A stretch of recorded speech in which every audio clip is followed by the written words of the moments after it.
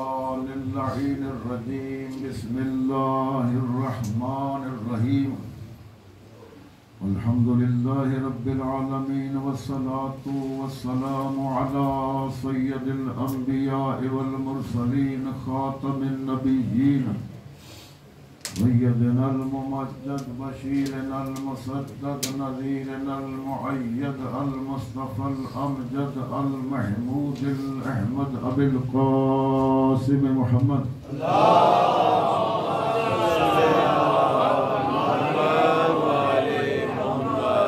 وأهل بيته الطيبين الطاهرين المعصومين المظلومين، الذين أذهب الله عنهم الرجس وطهرهم تطهيرا.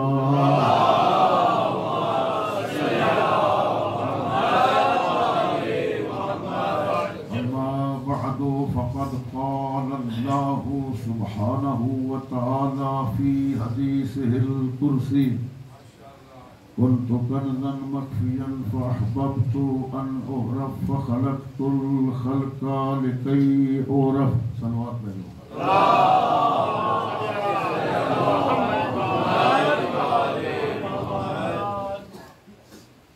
میں تمام مومنین کو سلام کہتا ہوں جو ہالینڈ سے تشریف لائے ہیں اور پہلی مرتبہ تشریف لائے ہیں، مجلس کی پہلے سن رہے ہیں، تو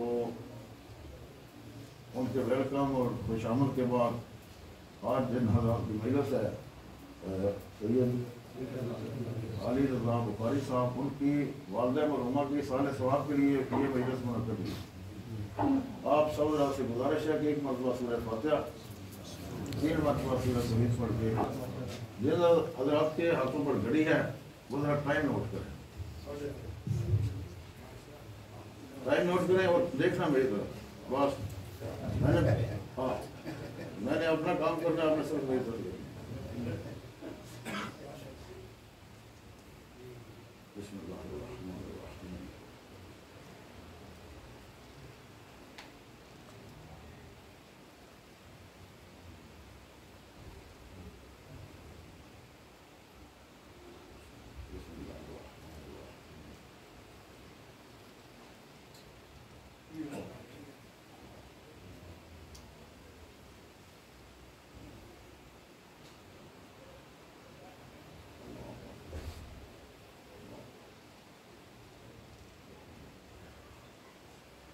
بسم اللہ الرحمن الرحیم. بسم اللہ الرحمن الرحیم.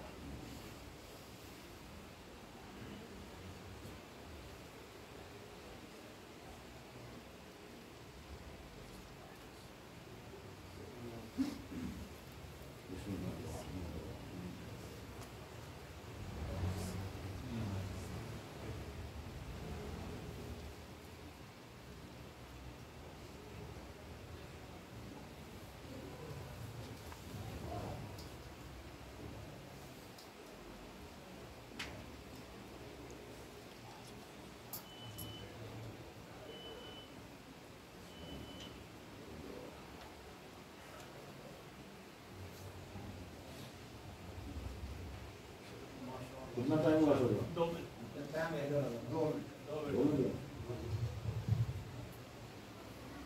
قبلہ صرف ہے میری کچھ میرا مشورہ، میں نے 2 رکعت نماز پڑھی. یہ جو آپ مستحب نماز ہیں ان کی بڑی قدر و قیمت ہے، نماز شام کی بڑی قدر و قیمت ہے. آپ اسی لیے ڈرتے رہتے ہیں کہ مصالحہ نکالوں اور پڑھوں، آپ چلتے پھرتے ہی پڑھ سکتے ہیں.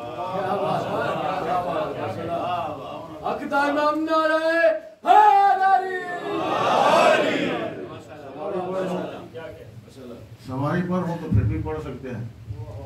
ہر حالت میں اس نماز کو آپ ادا کر سکتے ہیں. آپ کی ٹینشن ختم ہوگی نا، چلتے چلتے بھی آپ کو. میرا منہ تو اس طرف ہے، میں یہاں بھی دیکھا، یہاں بھی دیکھا، اوپر دیکھا، نیچے دیکھا، اس نماز کو کوئی فرق نہیں پڑا. اس میں باقی چیزیں مکمل ہونی چاہیے، لباس، وہ جو پہلی شرائط ہے وضو ٹھیک ہونا چاہیے. اور یہ ہے کہ میں تو یہ ہے کسی سے بات نہ کریں. تو یہاں سے وہاں تک جناب آپ زور کی نماز پڑھ جاتے ہیں، ٹھیک ہے. اور جو نماز شب نہیں پڑھتا سنتا رہتا ہے کہ بڑے فضائل ہے، بڑا ثواب ہے، چہرہ جو ہے چودھری کے چاند کی طرح روشن ہو جاتا ہے، کسی کریم کی ضرورت نہیں ہے، تو اس کے باوجود وہ محروم رہتا ہے۔ تو اب دیکھیں کہ نماز کتنی آسان ہے، واجب دوسری طرح پڑھنی ہے جس طرح شرائط ہیں۔ اس کے لیے یہی ہے کہ آپ کھڑے ہوئے پڑھ سکتے ہیں، چلتے ہوئے پڑھ سکتے ہیں، اور حتیٰ کہ اگر بندہ مجبور ہے تو لیٹا ہوا اس کو پڑھ سکتا ہے۔ اور آپ کو کیا چاہیے؟ ٹھیک ہے نا؟ اچھا میں نے نماز کی نیت کی ہے، نیت دل میں ہوتی ہے۔ یہ جو ہم کہتے ہیں نا، ہمارے لوگوں بہت سارے لوگ ہیں جن کو قربتاً اللہ سے ہی نہیں آتا، وہ نیت اس طرح نہ کیا کریں، بس دل میں نیت کریں، نیت ہوتی ہے دل کے اندر ہے، 2 رکعت 3 رکعت 4 رکعت جو بھی جا سکے۔ اس کے بعد سورہ عمل میں نے پڑھی ہے، سورہ توحید پڑھی ہے، اس کے بعد رکوع سجود کیا ہے، سکھا یہ تو رکوع کیا اور یہ سجدہ کیا۔ آپ چلتے ہوئے سے کر سکتے ہیں، گاڑی بھی چلا رہے ہیں، نماز بھی پڑھ رہے ہیں۔ سوال ہے آپ یہاں سے گاڑی چلائیں، گاڑی جانے چاہ جو بڑے موقع ہے نا کہ یہ نماز کے ساتھ جو ہے وہ مسافر نمازیں پڑھے، بس مغرب عشاء کی بڑی موقع ہے، تو جاتے جاتے گھر وہ بھی تمام ہو جاتی ہے۔ عادت بڑھ جائے نا آپ کو، ایک مرتبہ عادت ڈال دیں، آج مہربانی کریں کہ آج اس کا تجربہ ضرور کریں۔ ابھی جب اٹھتے کہ 2 منٹ کتنا ٹائم ہوتا ہے، تجربہ ضرور کریں تاکہ آپ کا جو ہے نا وہ ہیزیٹیشن دور ہو جائے، اور یہ چاہتا دے انہوں کیا جائے گال کو نہیں ایسی نماز پڑھ سکتے۔ اور نماز جو ہے وہ دین کا ستون ہے، یہ میرے پاس وقت نہیں ہے، میں نے تقریر کرنی ہے آپ کے سامنے۔ ستون پتہ کیوں ہے نماز کا؟ اس کا بڑا بیک گراؤنڈ ہے جی پروفیسر صاحب۔ آج کل کو نہیں کہا گیا کہ یہ دین کا ستون ہے، اللہ خمس کو جہاد کو، جہاد کتنی بڑی عبادت ہے، ستون نہیں کہا گیا۔ آج کتنا بڑا مشکل کام ہے، اس کو ستون نہیں کہا گیا اس کو کہا گیا، اس کے سارے اوپر جو ہے چھتری کی طرح ہے، یہ سارا دین اس کے اوپر ہے۔ اس کی وجہ یہ ہے، میں جلدی جلدی آپ کی خدمت میں عرض کرتا ہوں کہ اس کا ذرا بیک گراؤنڈ سمجھیں۔ آپ ڈائریکٹ مسئلے پر نہیں جا سکتے، سنیں اس کی اسٹیج سمجھیں۔ سب سے پہلے آپ کو دیکھنا ہے کہ آپ کا بدن پاک ہے، ظاہری طور پر کوئی نجاست تو نہیں لگی، نجاسات کا علم حاصل ہوگا تو پھر پتہ چلے گا کہ کون سی نجاست ہے۔ اس کے بعد جناب پھر آپ کو غور کرنا ہوگا کہ باطنی نجاست کو نہیں ہے۔ باطنی 2 طرح کی نجاست ہے، ایک بڑا حدث ہوتا ہے، ایک چھوٹا حدث ہوتا ہے۔ تو بڑا حدث ہے وہ چیک ہوا ہے، کہا گیا کہ سارا پتہ ہے آپ کو کہ کیسے دور کیا ہے۔ پھر اس کے بعد چھوٹا حدث ہے، بڑے حدث کے لیے غسل ہوتا ہے، چھوٹے کے لیے وضو ہوتا ہے، تو اس کا علم حاصل کرنا پڑے گا، ٹھیک ہے نا جی۔ ابھی بھی جناب آپ مسئلے پر نہیں آئے، ابھی جناب آگے لباس کی باری آ کہ کپڑوں کے بارے میں مسائل آ جائیں گے کہ آپ کون سے کپڑے پہن سکتے ہیں، کون سے نہیں پہن سکتے، کہاں تک کپڑے واجب ہیں جو آپ پہن کے نماز پڑھ سکتے ہیں، کیا تصویر والے کپڑے پہن سکتے ہیں، کیا تنگ کپڑے پہن سکتے ہیں، کیا جناب میلے کپڑے پہن سکتے ہیں، تو اس کے مسائل بھی ہمیں شروع ہے۔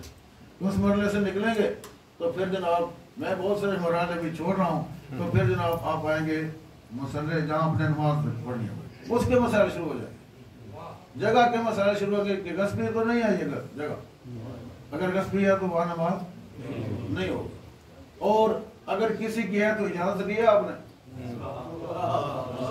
میں یہاں نماز پڑھوں، اجازت کا بڑا مسئلہ ہے بھائی، ہم اس کو اہمیت نہیں دیتے، اجازت کا بڑا مسئلہ ہے۔ کسی کی کوئی چیز یہاں پر پڑی یا کوئی کہتا ہے کہ جناب یہ جو ہے نا یہ ٹائلس یہ صرف مومنین کے لیے، باہر کا کوئی بندہ اس کو استعمال نہیں کر سکتا، تو اس کے لیے استعمال کرنا جائز نہیں ہے، ٹھیک ہے نا جی۔ وقف اوقاف کے سارے جو ہیں وہ معلومات ہونی چاہیے۔ آپ جناب بندہ مسئلے پر کھڑا ہو گیا، ابھی بھی نماز شروع نہیں ہوئی، ابھی اس نے بھی دیکھنا ہے کہ وقت ہے یا نہیں ہے، وقت اوقات کا علم حاصل کرنا ہے اس نے کہ کس وقت نماز شروع ہوتی ہے، اس کا اول وقت کیا ہے، مشترک وقت کیا ہے، اس کا آخری وقت کیا ہے، ٹھیک ہے، اور کب یہ قضا ہو جائے گی۔ ابھی بھی جناب نماز شروع نہیں ہوئی، ابھی اس نے دیکھنا ہے کہ میں نے کس وقت پر منہ کرنا ہے، جی اسی طرف منہ کرنا ہے جہاں آپ کے مولا آئے تھے،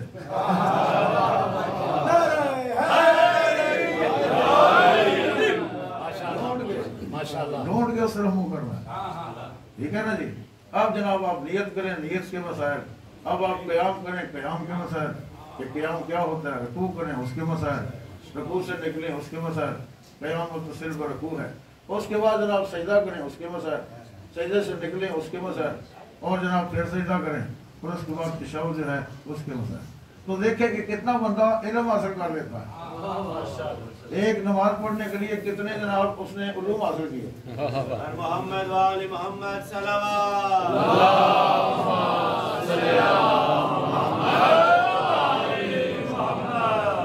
راضی ہے نا جناب؟ بسم اللہ جی، بسم اللہ۔ چلو جی گفٹ پہنچ گیا انشاءاللہ۔ آپ جناب میرا یہی ٹاپک رہا ہے، یہ جو میں نے آپ کے سامنے حدیث کرسی پڑھنے کا شرف حاصل کیا کہ اللہ کی ذات فرماتی ہے کن تو کنزن مخفیًا، میں ایک چھپا ہوا خزانہ ہوں، میں نے چاہا کہ پہچانا جاؤں، میں نے ایک خاص مخلوق کو خلق کر دیا، اپنی پہچان کے واسطے خاص مخلوق کو خلق کر دیا۔ میں نے پہلے دن بتایا تھا اور میں بتاتا رہتا ہوں کہ ہماری اس ممبر پر ڈیوٹی جو ہے وہ کیا ہے۔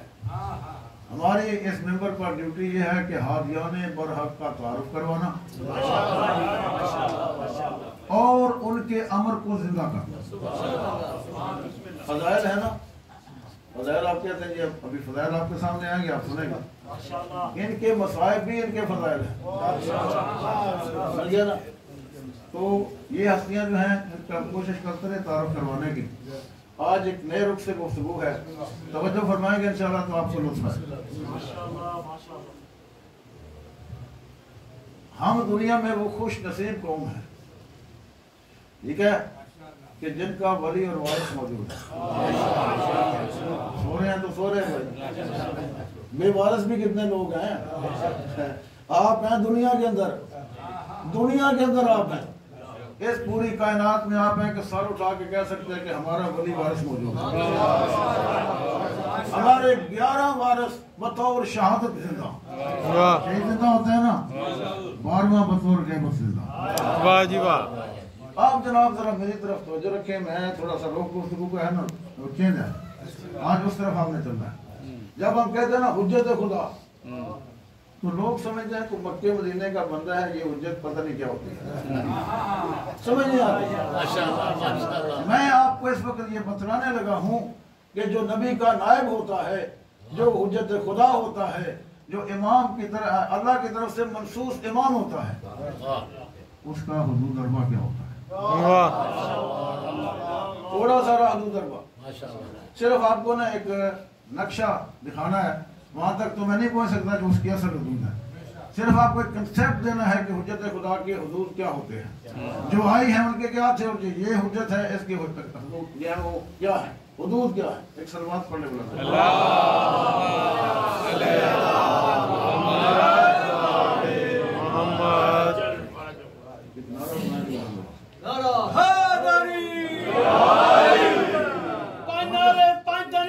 سپر نعرہ آپ یہاں سے غور رکھنا ہے، ٹائم سمجھانے کا نہیں ہے، آپ میرے ساتھ آپ سمجھ لیں۔ الذی ببقائہ بقیت الدنیا، وہ ہستی کہ جس کی بقا کی وجہ سے یہ پوری کائنات باقی ہے۔ سمجھ میں آئے؟ کیا چیز ہوتا ہے جو نائب رسول ہوتا ہے، جانشین رسول، جو امام ہوتا ہے۔ الذی ببقائہ بقیت الدنیا، وہ جس کی بقا کی وجہ سے یہ پوری کائنات باقی ہے، پوری کائنات پر اس کا احاطہ ہے۔ الحمدللہ رب العالمین، جہاں جہاں تک عالمین میں اللہ رب ہے، وہاں وہاں تک نبی جو ہے اس کی رحمت ہے، وہاں وہاں تک اس کے نائب کی حدود ہے۔ وَبِيُمْنِهِ رُزِقَ الْوَرَىٰ، اور جس کی وجہ سے، جس کے صدقے میں، جس کے وسیلے سے تمام جہانوں کی مخلوق رزق کھا رہی ہے۔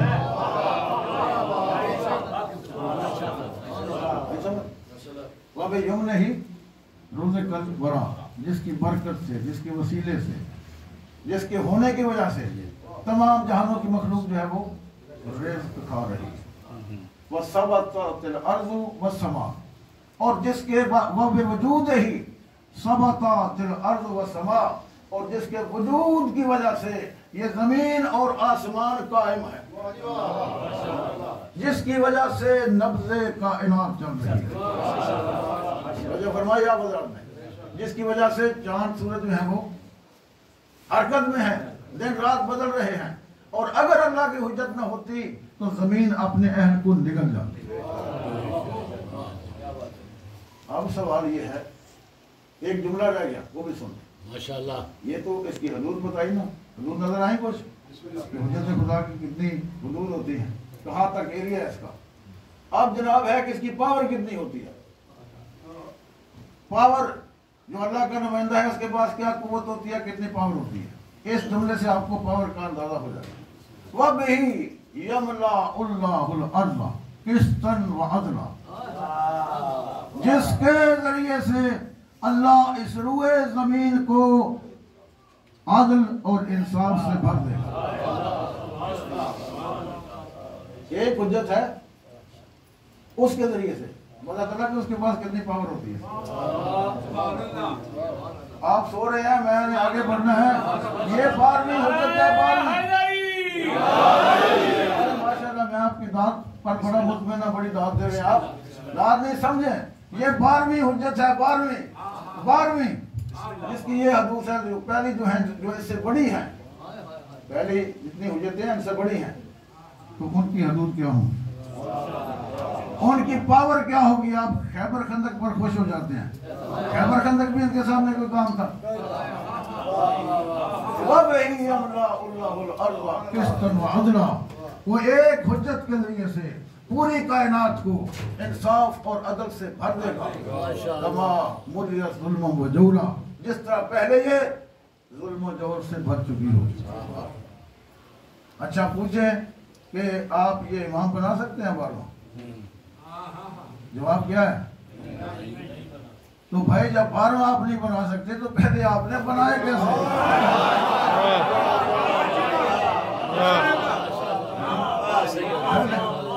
پہلے کیسے بنائے جی؟ اچھا، حجت خدا جو ہوتی ہے، توجہ رکھیں گی، پوری کائنات کا ذرہ ذرہ اس پر اس کی اطاعت واجب ہوتی ہے، کائنات کی ہر ذرے پر حجت خدا کی اطاعت واجب ہوتی ہے۔ اب میں بات کہنے لگا ہوں، ذرا جلدی نہ وہ گھبرا نہ جانا، میں اس کو سمجھا دوں گا۔ اللہ کی حجت وہ ہوتی ہے جو اس کا منتخب نمائندہ ہوتا ہے، جو جانشین رسول ہوتا ہے، جو امام ہوتا ہے، وہ کائنات کی ہر زبان کو جانتا ہوتا ہے، ہر شے کی زبان کو، جس کی کوئی زبان ہے وہ جانتا ہے۔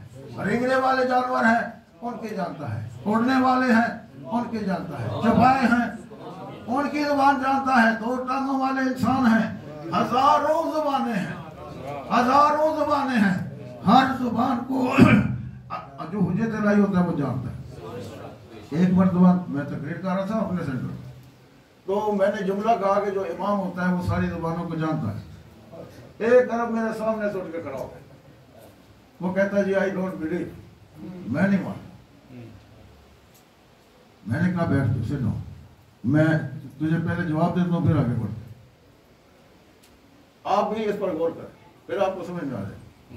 میں نے کہا کہ اچھا جی امام علیہ السلام کا ظہور ہو جاتا ہے، وہ گلاس کو تشریف لے آتے ہیں ہمارے سینٹر کے اندر، آپ جناب وہ انگلش نہیں جانتے ہیں، سکاٹش نہیں جانتے ہیں، انہیں ایک ٹرانسلیٹر چاہیے، ٹھیک ہے جی، ٹرانسلیٹر جناب وہ رکھ لیتے ہیں کہ جی بھائی ان کی زبان مجھے سمجھایا کر اور میری کو سمجھایا کر۔ پہلے نمبر پر تو ٹرانسلیٹر امام سے بہتر ہے، اس کو 2 زبانیں آتی ہیں،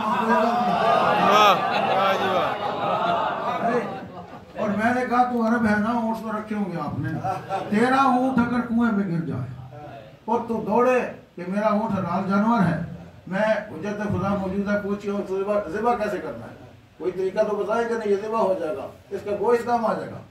تو دوڑ کے آئے الہدایہ اسلامک سینٹر میں کہ یہاں امام موجود ہیں، امام موجود ہوں، جب تو آئے ان کا ٹرانسلیٹر وہاں پر موجود نہ ہو، ترجمان موجود نہ ہو، آپ کہیں جی میں مسئلہ پوچھنے ہیں، وہ کہیں جی میں آپ کی زبان نہیں سمجھتا، میرا ترجمان آئے گا تو پھر آپ کو مسئلہ بتائیں گے۔ ترجمان جناب آئے، اس کے آنے تک تیرا اونٹ ایڑیاں رگڑ رگڑ کے مر جائے، تو پھر تو کہے گا کہ اللہ نے یہ حجت بنائی کیسی ہے کہ میرا اونٹ اس کی موجودگی میں ایڑیاں رگڑ کے مر گیا، میں ایسی حجت کو مانتا ہی نہیں ہوں۔ میں نے کہا کہ تم نے اس حجت کا منکر ہو جانا، اچھا ٹرانسلیٹر کتنے بھائی، کتنے ٹرانسلیٹر لائیں؟ انسانوں کے لیے لے آئیں گے مثال کے طور پہ، جانوروں کا ٹرانسلیٹر کہاں سے لائیں؟ پرندوں کا ترجمان کہاں سے لائیں گے؟ اس زمین کو اگر حکم دے تو یہ بولنے لگ جائے، اس کا ترجمان کہاں سے لے کے آئے؟ پھر یہ ہے کہ مولا اگر ترجمان رکھتے ہیں، مثال کے طور پہ مولا کہتے ہیں جی خمس ہے 20%، وہ کہتا ہے جی 25% خمس ہے، بھائی مسٹیک کیا دیتا ہے؟ وہ تو کھاتی ہے نا، وہ تو معصوم نہیں ہے نا، ہاں جی وہ تو غیر معصوم ہے، وہ تو غلطی کر سکتا ہے، امام کو ٹرانسلیٹ کر رہا ہے تو دین میں گڑبڑ ہو سکتی ہے یا نہیں ہو سکتی؟ امام کی موجودگی میں امام کا قول اسی وقت صحیح نہیں پہنچ سکتا، بندے مطمئن نہیں ہیں، وہ کہتے ہیں جی ٹرانسلیٹر نے غلطی کر دی، ٹرانسلیٹر کچھ اور بتا رہا ہے، میں شک پڑ گیا ہے، تو پھر بتاؤ کیا ہوگا؟ یہ تو خیر عقلی دلیلیں ہیں۔ اور ٹرانسلیٹر جو ہے کہاں کہاں آپ کتنے ٹرانسلیٹر پورے کریں گے؟ ٹھیک ہے نا جی، اس سے امام کا کام چل ہی نہیں سکتا۔ امام ہوتا ہی وہ ہے کہ جو ہر جس کی بھی زبان ہے کائنات کے اندر کوئی بھی زبان ہے، اس کو اللہ اس زبان کا علم دیتا ہے، وہ اس سے گفتگو کرتا ہے، وہ چیونٹی سے گفتگو کر سکتا ہے۔ حضرت سلیمان پیغمبر نے نہیں کی، چیونٹی نے ان کے ساتھ نہیں کی، توجہ، مطلب سپاہی بھیجا تھا کہ جاؤ جی گرفتار کر کے لاؤ جو ہمارے خلاف بغاوت کا اعلان کر رہی تھی کہ اپنی بلوں میں گھس جاؤ، ہیں اس نے ہمیں ظالم سمجھا ہوا، جاؤ اس کو پکڑ کے لاؤ۔ جس بندے کو بھیجا لاکھوں کروڑوں تھی چیونٹیاں وہاں پر، اس نے کسی کو نہیں پکڑا، اس نے جا کے اسی کو پکڑا جو تقریر کر رہی تھی، اسی کو پکڑ کے لایا، اور اس نے انکار بھی نہیں کیا کہ میں نہیں تھی، کوئی اور تھی۔ نبی وہ ہوتا ہے جو ہر پرندے جانور کی زبان سمجھتا ہے، یہ حجت خدا ہوتا ہے نا۔ اسی طرح سے امام جو ہے وہ ہر چیز کی زبان سمجھتا ہے، اور ان کے علم کا اندازہ لگانا ہے تو یہ کوئی کتابیں پڑھ کے عالم نہیں بنتے ہیں، یہ مدرسے میں جا کے عالم نہیں بنتے ہیں، ان کی علم کا اندازہ لگانا ہے تو حجت خدا کو دیکھیں جو خرامہ چلتے ہوئے ممبر پر آ کر رونق افروز ہوتے ہیں اور مجمع کو مخاطب کر کے فرماتے ہیں کہ لو کشف الغطا مزدد تو یقینا، اگر میری نگاہوں کے سامنے سے سارے پردے ہٹا دیے جائیں تو میرے یقین میں اضافہ نہیں ہوگا۔ یہ علم ہوتا ہے حجت خدا سے۔ مثال دوں آپ کو، پھر بات سنیں، یہ دیوار ہے نا، یہ پردہ ہے، میں اس کے پیچھے نہیں دیکھ سکتا، مجھے نہیں پتا کیا ہے، نہیں نہ دیکھ سکتا، آپ بھی نہیں دیکھ سکتے، لیکن جو بندہ اس کے دوسری طرف سے آیا ہے، سوئے رہے بھائی سوئے رہے، جو آیا ہی اس طرف سے ہے، اس کے سامنے یہ پردہ ہے ہی نہیں، آیا ادھر سے آیا ادھر ہے، اس کے سامنے کون سا پردہ ہے؟ تو بھائی جو آئی وہاں سے ہے، علم بھی وہاں کا، آئے بھی وہاں سے، تو ان کے سامنے کون سا پردہ ہے؟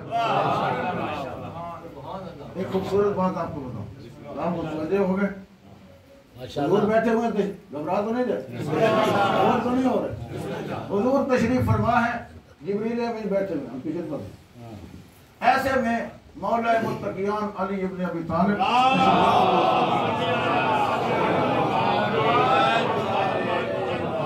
جبریل امین اٹھ کے کھڑے ہو گئے۔ حضور کو پتا تھا نا، جانتے تھے لوگ، حضور نے اس سے پوچھا کیوں؟ اس لیے کہ فضیلت امیر المومنین آشکار ہو، ظاہر ہو، لوگوں تک یہ سوال پہنچے، اس کا جواب پہنچے۔ پوچھا یا جبرائیل، آپ علی کے لیے اٹھ کے کھڑے کیوں ہیں؟ تو جبریل عرض کرتے ہیں کہ یا رسول اللہ یہ میرے استاد ہیں، علی میرے استاد ہیں۔ حضور نے فرمایا علی آپ کے استاد ہیں؟ اس نے کہا جی استاد ہیں۔ آپ نے فرمایا ذرا اپنی زبانی بیان کر، اپنی زبانی بیان کر کہ یہ تیرے استاد کیسے ہیں۔ جبریل عرض کرتے ہیں کہ یا رسول اللہ آپ تو بہتر جانتے ہیں، آپ اگر مجھ سے سننا چاہتے ہیں تو پھر میں آپ کو سنائی دیتا ہوں۔ لما خلقنی اللہ، جب اللہ نے میرے نور کو خلق فرمایا، سألنی اللہ، تو اللہ نے فوراً مجھ سے ایک سوال کیا، من انت و من انا، تو کون ہے میں کون ہوں؟ جبریل کہتے ہیں کہ میں نے کہا انت انت و انا انا، تو ہے میں۔ اچھا میں نے جواب دے دیا، ابھی منٹ نہیں گزرا تھا کہ سوال ریپیٹ ہو گیا، میں سمجھ گیا کہ میرا جواب درست نہیں ہے، اگر درست ہوتا ریپیٹ کیوں ہوتا؟ پھر سوال ہوا من انت و من انا، میں نے پھر وہی جواب دیا انت انت و انا انا۔ پھر سوال ریپیٹ ہوا، پھر میں نے وہی سوال ہوا، وہی میں نے جواب دیا، انتا انتا و انا انا۔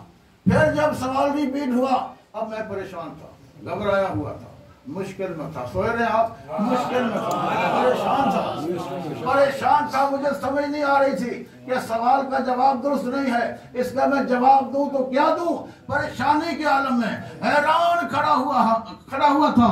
اذا نودی تو خلفن، مجھے پیچھے سے ایک آواز آئی، میرے پیچھے سے ایک آواز آئی، توجہ آخری بندے تک، مجھے پیچھے سے ایک آواز آئی، یا جبرائیل قل لجواب ربک، اپنے رب کے جواب میں یہ کہو، انت رب الجلیل وانا عبدک الذلیل۔ اے جبرائیل اپنے رب کے جواب میں کہو تو رب جلیل ہے، تو بزرگ و بر تک پالنے والا ہے، اور میں تیرا عبد ذلیل ہوں۔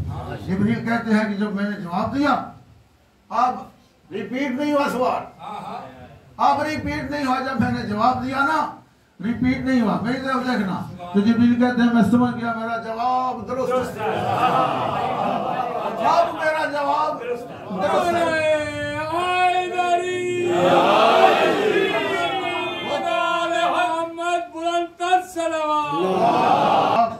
درست ہے، لیکن فوراً میرے دل میں خیال آیا کہ یہ میرا محسن کون ہے، مجھ پر احسان کرنے والا کون ہے، یہ میرا شفیق کون ہے، میرا استاد کون ہے۔ اذا رأیت خلفی، جب میں پلٹ کے پیچھے دیکھا، فہوا علی ابن ابی طالب، وہ علی ابن ابی طالب تھے۔ اچھا یہ حضور پوچھتے ہیں جبریل امین سے، یا جبریل کم سنو، اے جبرائیل تیری عمر کتنی ہے؟ جبریل عرض کرتے ہیں کہ یا رسول اللہ آپ تو بہتر جانتے ہیں، اگر لوگ میری عمر کو جاننا چاہیں تو اس طرح جان سکتے ہیں کہ انا نجمن یطلعو علی ساق العرش، کہ جب اللہ نے مجھے خلق کیا نا تو میں نے ایک ستارے کو عرش کی دہنی طرف طلوع کرتے ہوئے دیکھا، عرش کی دہنی جانب ایک ستارے کو طلوع کرتے ہوئے دیکھا جب اللہ نے میرے نور کو خلق کیا۔ وہ 70,000 سال کے بعد طلوع ہوتا تھا، 70,000 سال کے بعد غروب ہو جاتا تھا۔ وَقَدْ رَأَيْتُهُ 70,000 مرہ، اور میں اسے 70,000 مرتبہ دیکھ چکا ہوں۔ ایسے آپ میری عمر کا اندازہ لگا سکتے ہیں کہ میری عمر کتنی ہے۔ تو حضور فرماتے ہیں یا جبرائیل ان ترى ذلك النجم الان فهل تعرف، حضور پوچھتے ہیں کہ اے جبرائیل اگر وہ ستارہ جو تو دیکھتا رہا ہے ابھی میں دکھا دوں،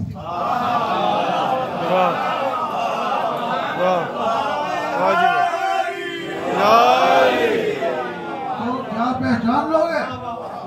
تو جبریل کہتا ہے یا رسول اللہ بندہ ایک مرتبہ چیز دیکھے بھولتا نہیں، میں اسے 70,000 مرتبہ طلوع اور 70,000 مرتبہ غروب ہوتے ہوئے دیکھ چکا ہوں۔ ان ہستیوں کو سمجھو، ہم ان کو پہچانوانے کے لیے تو تقریریں کرتے ہیں تاکہ ان لوگوں کو معرفت ہو جائے، ان کی معرفت حاصل کرو۔ تو حضور نے کیا کیا، زیر لب حضور مسکرائے، فرمایا تقدم یا علی، یا علی میرے قریب آ۔ علی جب قریب آئے نا تو حضور نے کیا کام کیا، فاتصل جبینہ بجبین علی ابن ابی طالب، حضور نے اپنی پیشانی علی کی پیشانی کے ساتھ ملا، پیشانی کا ملانا تھا، فطلع نورا، اس سے ایک نور ساطع ہوا، ذهب الى السماء، فوراً آسمانوں پر چلا گیا، وذهب وصار نجما، اور جا کر وہاں ستارہ بن گیا۔ حضور فرماتے ہیں جبریل ذرا دیکھ، جبریل نے دیکھا نا، اب اوپر نہیں دیکھا، قدموں پہ آ گیا۔ جبریل کہتے ہیں فواللہ ھذا نجم الذی قد رأیتہ 70,000 مرہ، یا رسول اللہ یہ وہی ستارہ ہے جسے میں 70,000 مرتبہ طلوع 70,000 مرتبہ غروب ہوتے ہوئے دیکھا۔ یا علی یا علی یا علی مدد حق حیدر۔ اچھا گزارش یہ ہے کرنا سب کو چاہوں گا دوڑنا نہ کام نہ کرو قبلہ، نہیں بڑے بڑے دوڑتے رہے۔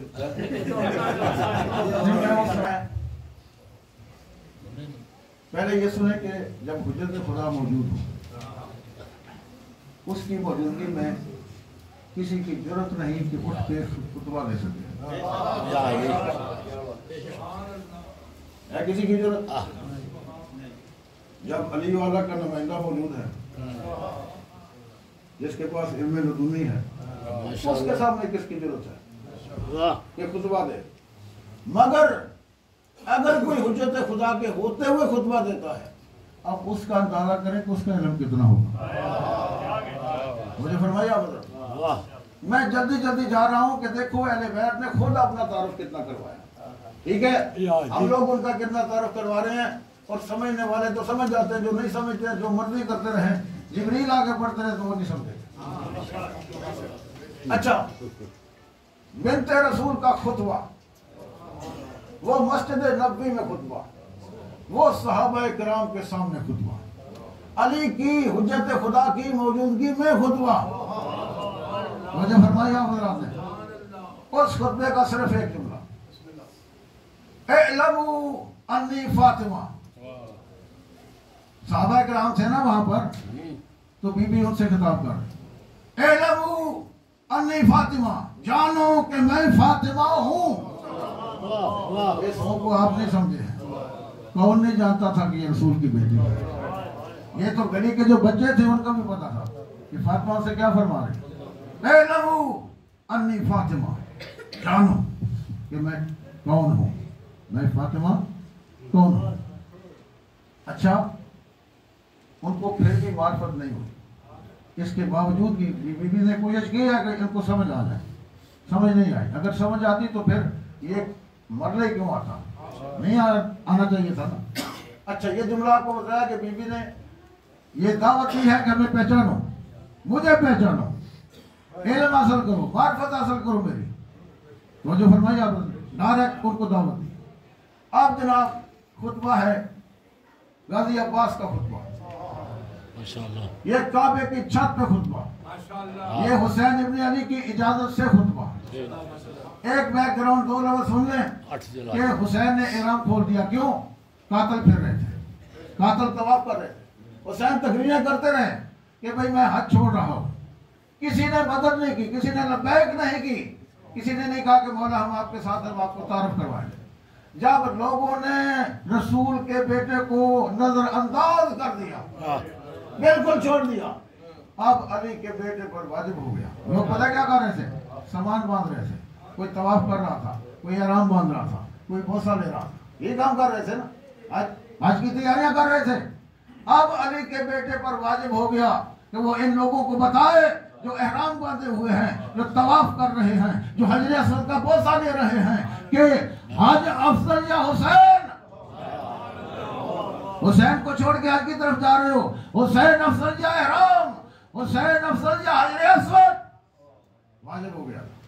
وہ میں نے بتایا تھا بیک گراؤنڈ جو یہاں کے لوگ ہیں نا پوری تقریر ان کے دنوں میں غازی عباس آئے ہاتھ جوڑ کہا کہ مولا مجھے کچھ کہنے کی اجازت ہے. مولا نے فرمایا بھائی عباس اجازت ہے لیکن اوپر چلے جاؤ چھت پہ چلے جاؤ. خانہ کعبہ کی چھت پہ آئے.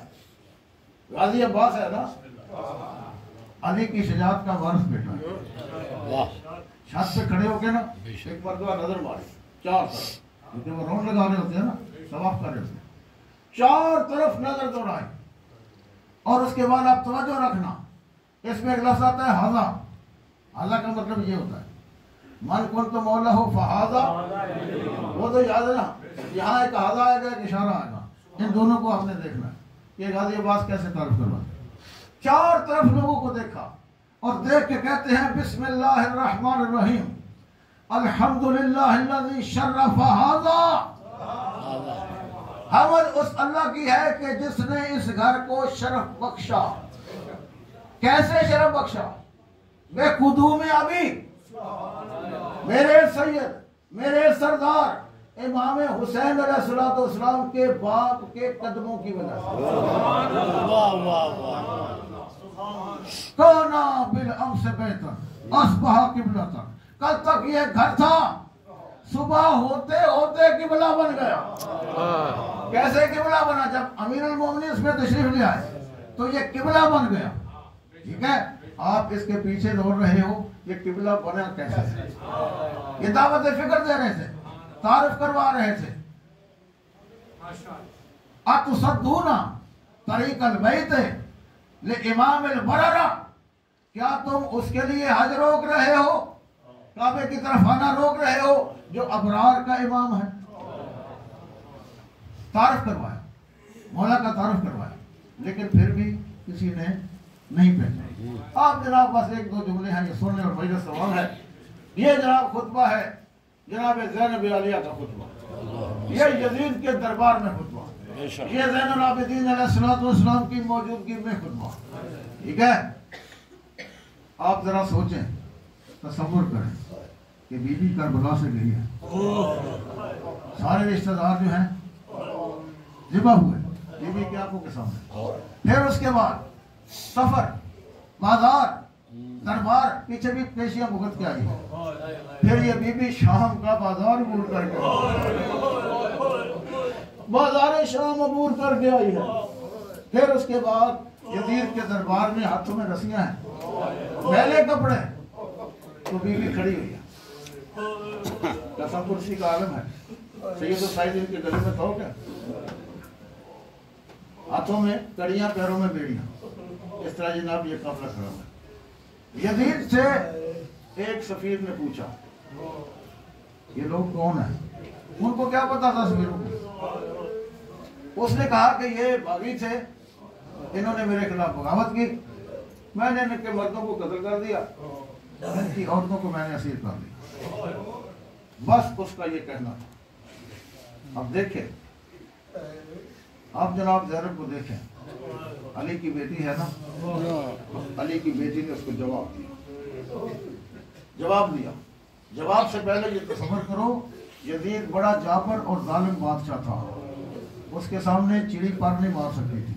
وہ شراب پیتا تھا، میں میرے منہ سے لفظ نکلنے لگا تھا، بڑے گندے کام کرتا تھا، اور جناب لوگ اس کے ہاتھ پہ اڑ رہے تھے. انت خلیفۃ المسلمین، جرأت نہیں تھی کسی کی کہنے کی کہ تو کیا کر رہا ہے، تو کیسے خلیفہ ہو سکتا ہے، تو سارا دن شراب پیتا ہے، کتوں کے ساتھ کھیلتا ہے، بندروں کے ساتھ کھیلتا ہے. نہیں، لوگ جناب ایسے. تو پھر دیکھیں نا کتنا تسلط تھا اس کا، دربار اس کا، فوجیں اس کی، لشکر اس کا.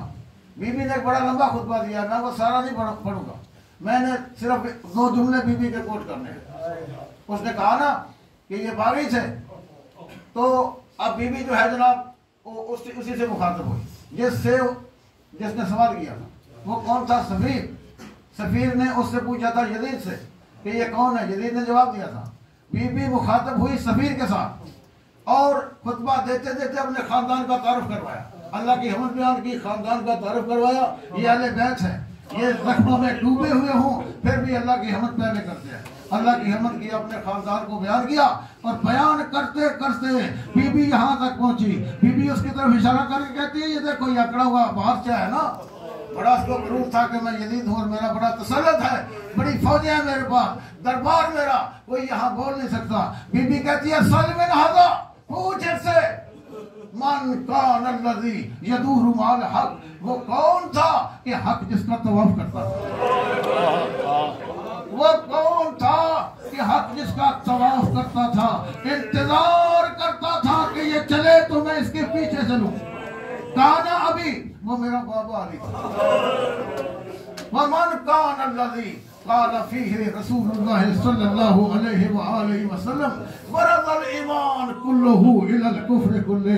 اس سے پوچھ سل من ھذا کہ وہ کون تھا کہ جس کے بارے میں حضور نے فرمایا تھا کہ کل کا کل ایمان کل کفر کے مقابلے میں جا رہا. میں بھی فضائل پڑھوں، مسائل بھی پڑھتا ہوں. کل کا کل ایمان کل کفر کے مقابلے میں جا رہا ہے. بی بی نے فرمایا وہ میرا بابا تھا جو کل ایمان تھا، اور جو کل کفر تھا وہ یزید کا دادا ابو سفیان تھا. آخری جملہ میں نے چھوڑ دیا. بی بی نے کہا من ای شجرتین، من ای شجرتین ضرب اللہ لہما فی کتاب. اس سے پوچھئے کہ اس کا تعلق کس شجرے سے ہے. دو شجروں کا تذکرہ کیا ہے قرآن نے، کا شجرۃ طیبۃ वशजरतिन मलऊनतिन खबीसा। इससे पूछो कि इसका ताल्लुक जो है वो किस शजरे के साथ है। तवज्जो चाहता हूँ, शजरा तय्यबा क्या है? अब ये लफ्ज़ आ गया तो ये सुन ले। सूरह मुबारका इब्राहिम जाके देखना भी। अल्लाह इरशाद फरमा रहा है, अलम तरा कैफा ज़रबल्लाहु मसलन कलिमतन तय्यबतन कशजरतिन तय्यबतिन। ऐ मेरे हबीब, तूने नहीं देखा कि अल्लाह किस तरह कलमा तय्यबा की मिसाल शजरे तय्यबा के साथ दे रहा है। तवज्जो से सुनना, फिर बात समझ में आएगी। कलमा तय्यबा क्या है? ला इलाहा इल्लल्लाह। ला इलाहा इल्लल्लाह ये भी पाक है, ये भी तय्यबा है, ये शजरा भी तय्यबा है, दोनों तय्यबा है। लेकिन अल्लाह कलमे की मिसाल शजरे के साथ दे रहा है। ये नहीं कह रहा कि शजरा जो है वो कलमे जैसा है का शजरतिन तय्यबतिन। ये जो कलमा है ना ला इलाहा इल्लल्लाह, ये शजरा तय्यबा जैसा है ये भी तय्यबा। कितना शजरा तय्यबा पाक है, तो अब सोचो कि शजरा तय्यबा कितना पाक है। नहीं समझ आई, नहीं समझ आई। जुमला कहता हूँ कि समझ आ जाए आपको। शजरा तय्यबा समझो क्या है? हुजूर ने सबके दरवाजे बंद करा दिए, कोई दरवाजा नहीं खोल सकता मस्त की तरफ। और जिसका दरवाजा खुला रहा वो कितना पाक होगा। बस खत्म हो गए। मौला फरमाते हैं, मौला खुद तो खाने काबा में पैदा हुए थे ना। मौला फरमाते हैं कि मेरे तमाम बच्चे अल्लाह के घर में पैदा हुए। तवज्जो, तमाम बच्चे अल्लाह के घर में पैदा हुए। भाई कैसे? अब समझाऊं आपको। इनका दरवाजा खुला हुआ था।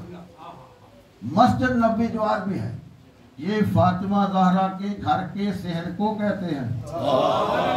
समझे? ये है शजरा तय्यबा वाले लोग। ये शजरा तय्यबा, ये जो सवाल किया ना बीबी ने कि तेरा ताल्लुक जो है वो किस शजरे के साथ। अज़ादारों, किबला साहब तशरीफ फरमाए यहाँ। बहुत अच्छा पढ़ने वाले आदमी, आप सुनते रहते हैं माशाल्लाह, बड़े इल्म वाले आदमी हैं। उनको कसर है कि ये पूरी कर देंगे। एक किताब है, उसमें वो उसका नाम है फातिमा से फातिमा तक। जुमले समझना, मैंने 2-4 जुमले करने, उसके बाद किबला आ जाएंगे, फजाइल भी आज के सुनाएंगे मसैल। फातिमा से फातिमा तक उन्होंने 2 फातिमा का मौज़ना किया है, तज़किरा किया है। वो कहते हैं कि रसूल की बेटी भी फातिमा, हुसैन की बेटी भी फातिमा। नाम भी एक था, मुकद्दर भी एक था। नाम भी एक था,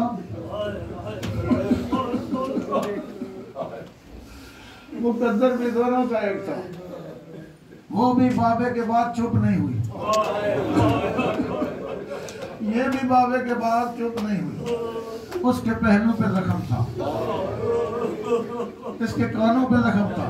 वो पहलू पे हाथ रख के रोती थी, ये कानों पे हाथ रख के रोती थी। अज़ादारों, वो चलते चलते कहते हैं मगर एक फर्क दोनों में था, दोनों के मुकद्दर में एक फर्क था। ये समझ जाओगे तो फिर मालूम करोगे। अज़ादारों, वो कहते हैं कि वो फर्क ये था। बताऊं फर्क क्या था? वो कहते हैं कि ज़हरा 18 साल की उम्र में बूढ़ी हो गई और सकीना 4 साल की उम्र में बूढ़ी हो गई। भाई सज्जाद से कहती थी, भैया मैं बूढ़ी हो गई हूँ, मेरा सर सफेद हो गया है। अज़ादारों, भाई से कहा करती थी, यही तो जनाब सैयद साजिदीन जो थे, उनकी आंखों से खून जारी हो जाता था जब अपनी बहन का तज़किरा करते थे।